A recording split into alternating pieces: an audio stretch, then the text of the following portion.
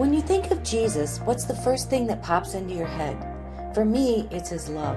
A love so strong, he laid down his life to call me his own. And I, in return, love him. But that isn't enough, because Jesus wants more than my love. He wants me to love others with the same passion that I reserve for him alone. Hello, this is Lisa Moore from the Christian Kitchen Table with this week's Sip of the Word. John chapter 13 begins with a humbling and beautiful example of the importance of love to Jesus.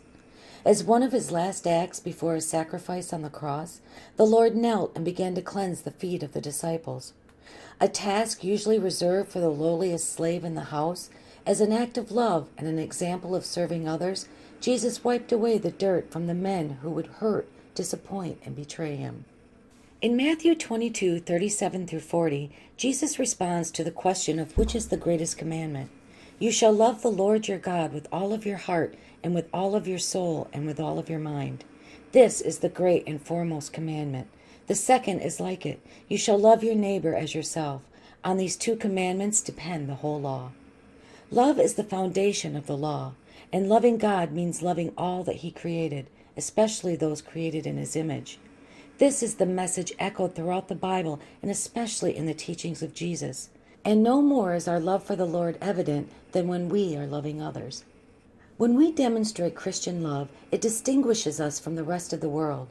It isn't through our doctrines, our big beautiful churches, our posts on Facebook, or the cross necklaces by which we are known as his disciples.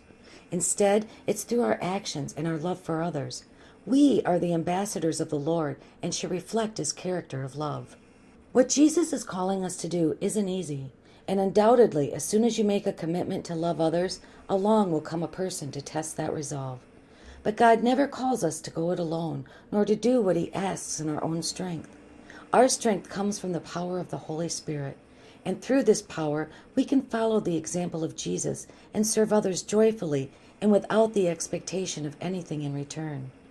Even those who hurt, betray, and disappoint us. That's the kind of Christ-like love for others Jesus wants us to have. A joyful, humble, foot-washing kind of love. And not because we love him, but because he loved us first.